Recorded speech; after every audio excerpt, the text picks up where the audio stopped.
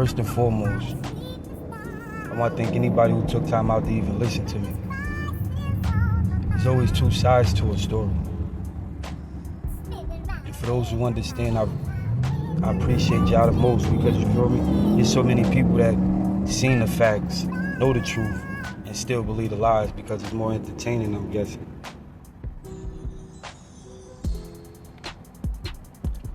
One thing about life is, no matter what you do, it comes back to you. I was honestly targeted because I was talented. I wasn't really targeted for nothing more or nothing less. Confident, passionate, easygoing, at times naive. So how y'all turn a person of passion or empathy into this monster y'all created me out to be in the public? And the fact that you had the team behind you, you had the cast behind you, you was very manipulative and creative with creating scenarios. Y'all very manipulative with them hidden cameras. This is all something that y'all was already familiar with because of the game that y'all was in. So by setting me up and creating narratives,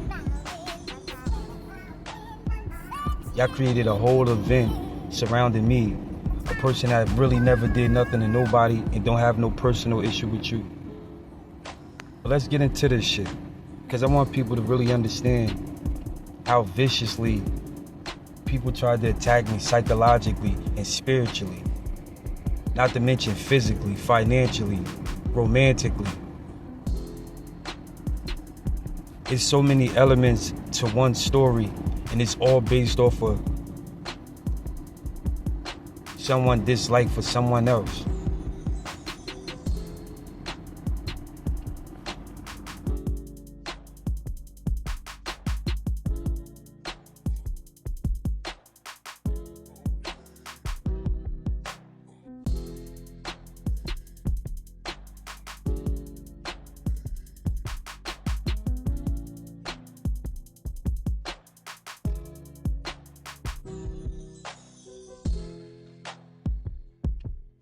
Looking through shit, I know it ain't clear pictures of his face, but I know somebody know him. Somebody know his walk. Somebody know his sweatsuit, his headband. Stole my man camera and shit. Please help bring this nigga to justice. Somebody just inbox me. Nothing ain't gonna happen to him, I promise.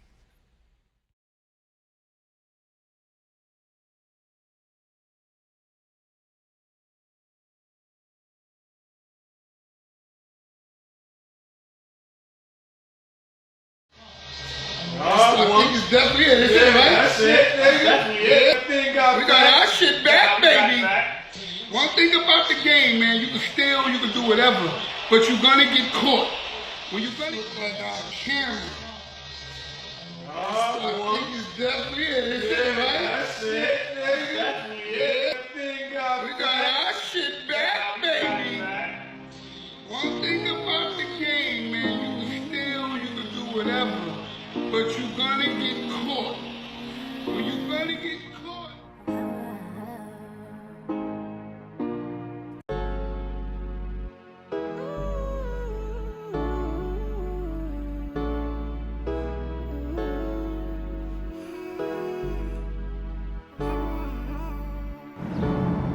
Really, this is just an example of his capabilities.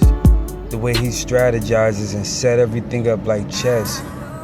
And always, and I mean always, look like the victim than the hero. For people to understand the story, you gotta understand where the story starts. The story starts with Jazz, my daughter's mother. 3 weeks after knowing her, I caught her molesting a 12-year-old boy named Amir. So from that point on, she's been viciously trying to seek revenge for exposing her. So as you can see, Jazz was asking if she could come over. to my house. I told her I was at the stool. Later, she said, niggas already told me how you coming. You don't even be showing up for sessions. Plus, you don't work there, you just be there. Now, mind you, this is January 20th. Very significant, the date, January 20th. Jazz was upset about me exposing her with that 12-year-old.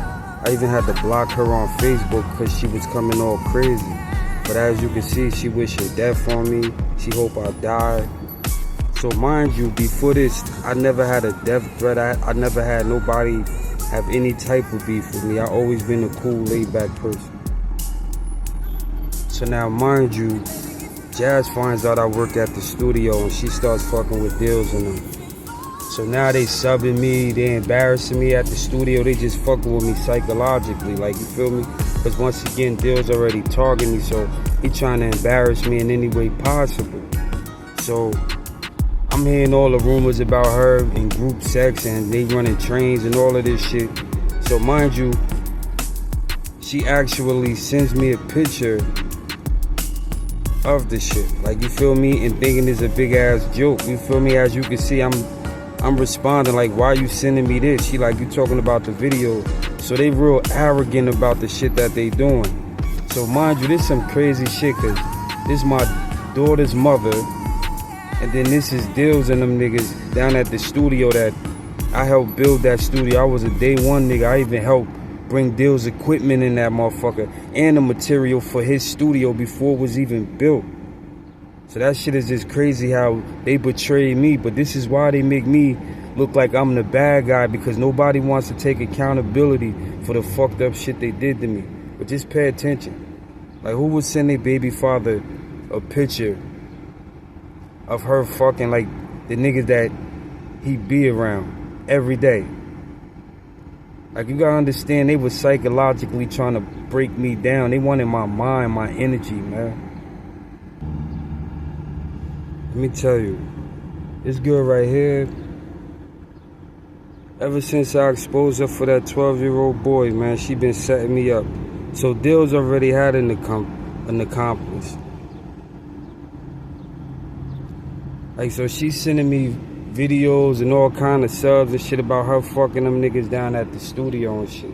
Like, this shit one big joke, like, you feel me? And this how crazy she is. You can't even deny that, because that's your phone number, or it's your old number if that ain't your phone number no more. But look at it, she talking about the Dills in them situation and me seeing the videos, it's like a continuation. She was like, I wasn't my face when I was sucking dick. She said, you seen the videos, you told me I was sucking dick on the phone and a Negro hitting me with a mask on, even though I never said that to her. And look, I'm all confused. I'm like, niggas ain't gaining nothing but that disrespect you're gonna pay for. I said, I knew you was crazy when you molested that boy 10 feet away from your own son. And she sent me Beyonce, GIF, with Beyonce laughing hysterically. Like, you feel me? Because this is one big ass joke and one big ass game to them. Now, mind you, I'm dealing with her crazy shit, and then I got Dills and them on the other side of me setting me up. So I got two people setting me up at the same fucking time.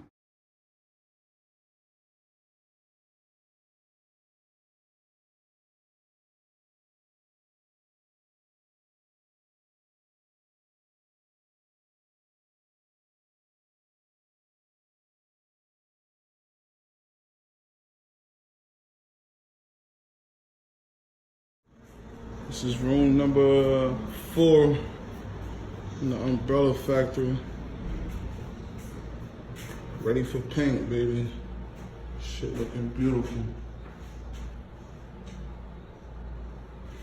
It's another room in the books.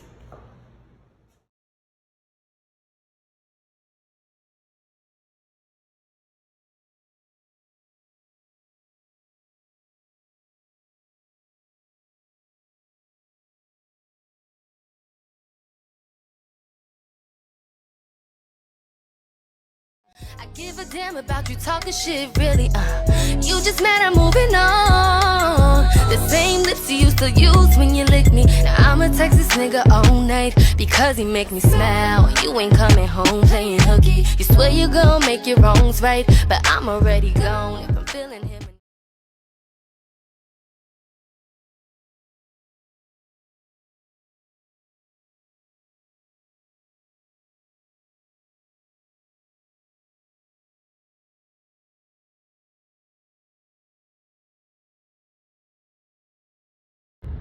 So basically, to make a long story short, Jazz was already setting me up. Dills already targeted me. So when they met each other, they formed an alliance immediately. They started going so hard to destroy my mentality, my energy. You feel me? They wanted my mind. That's why they play so many manipulative games, the same as they doing now. But the beef between me and Dills started with Dills. It didn't start with me.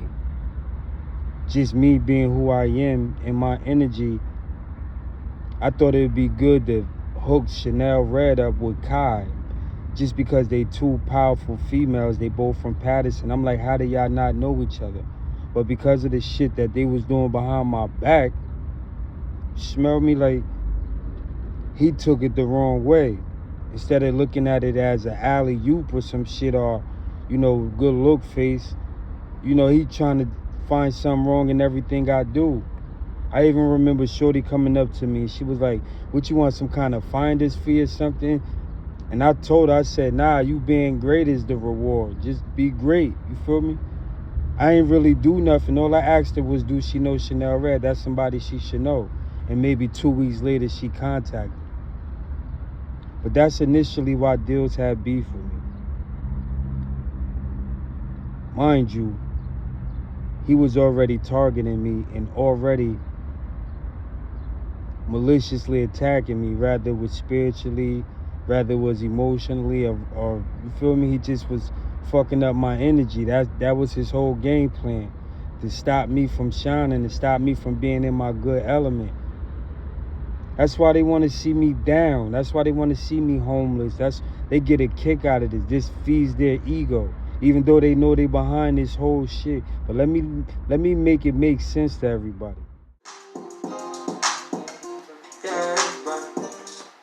Alright, what you want to do? We go right after that.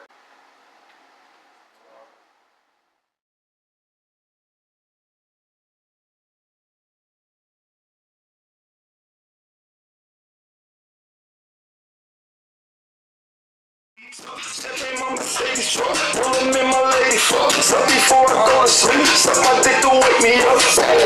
Disrespecting Gucci's even Gucci, this is rude. I need some therapy, but to be honest, I don't think no one can help me. I'm fucked up spiritually, I'm letting my soul bleed. I've been a rock star, but I'm only doing the wrong thing. There's something wrong with me, my family doesn't love me. I don't give a fuck about no bitch ass nigga.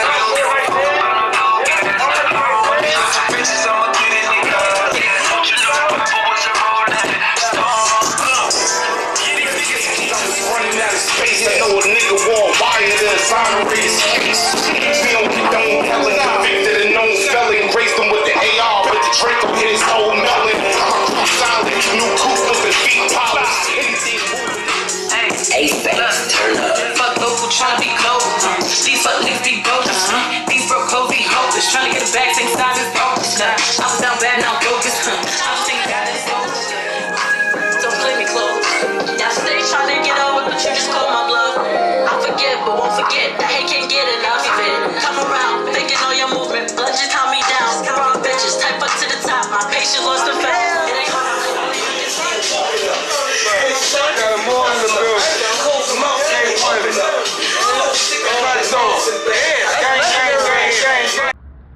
So when they flew that girl Kai out to LA and down to Atlanta, wherever they had her at, I was still doing sessions in the studio.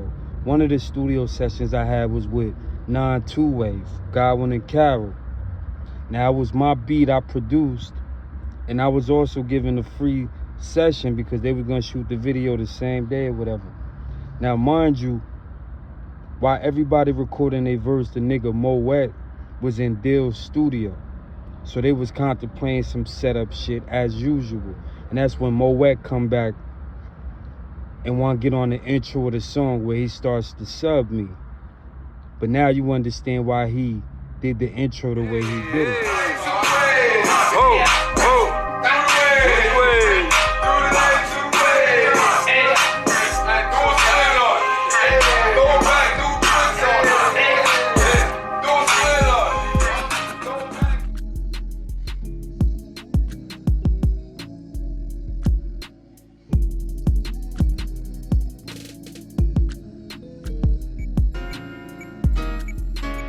Bitch, it was love at first sight when you first saw me.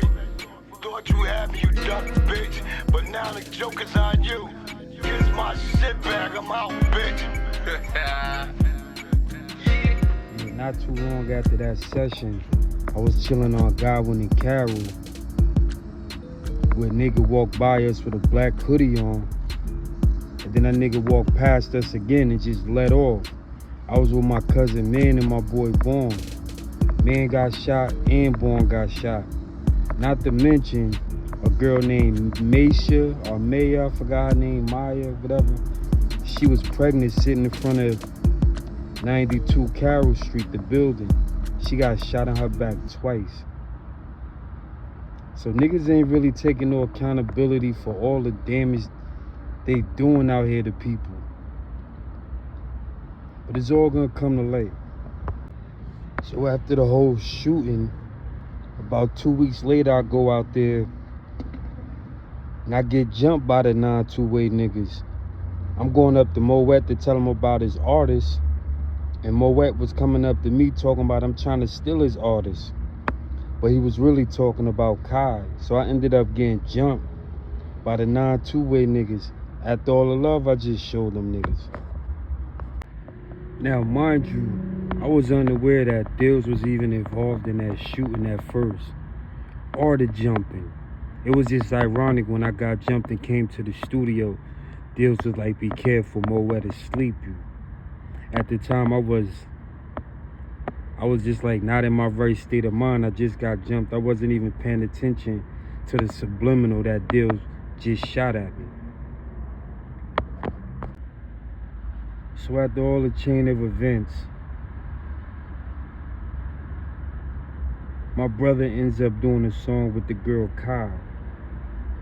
Now, I had no idea that they was even doing a song together. All the discrepancies involving them shooting the video for the song that they did. I do remember my brother saying that Dills was hating, because when he sent him the stems, he didn't send it with none of the plugins attached. He just sent the stems like natural or whatever. My brother had to engineer everything from scratch. So now I don't know shit about no discrepancies involving no video. All I know is if my brother had a problem with them niggas, he should have told me, being is that I'm down there with them every day. It's like basically he said, man, fuck you, I'm dropping this video anyway. But my brother threw a New Year's Eve party. And at that New Year's Eve party, he premiered the video. I was there on my live, he was there on his live as he premiered the video. So naturally, Dills, of course, thought that I had something to do with that video. So although the beef had died down between me and Dills, and I was renting the production room from him, the day before my brother dropped the video, Dills sold me studio equipment, which would have been December 30th, 2020. So my brother drops the video the next day. My brother dropped that video on New Year's. Dills launched a full-blown war against me and my brother. From what I was hearing on the streets, he wanted me and my brother. I don't got nothing to do with that video. I had nothing to do with the discrepancies. I had nothing to do with the release date. I had nothing to do with them shooting it. I had nothing to do with the agreement that he had with Kai. I knew nothing of it. But just because I hooked Chanel up with Kai, Dills, who was already targeting me, instantly put me in a war as a casualty when it had nothing to do with me. So to justify all the fucked up shit they did, they started setting me up. And the setups was to make me look a certain way, or to discredit me, or to belittle me, or to embarrass me, because he was trying to manipulate the people around me because he couldn't manipulate me. All his tactics wouldn't work on me. I seen right through him, and he knew that. So the next best thing, when they can't destroy you, then they can't destroy you with lies, they destroy how other people view you. And that's what's going on right now. They focused on how people viewed me. And this was only because of the admiration I was getting in the studio. He seen how people was inspired. He seen how people gravitated toward my energy. It was almost as if I was magnetic. I had the best energy, hands down there at that studio. And everybody would tell you that. When I left, they said the whole energy of the studio just felt dark and gloomy because I was the light. And I heard that from Dill's mans himself.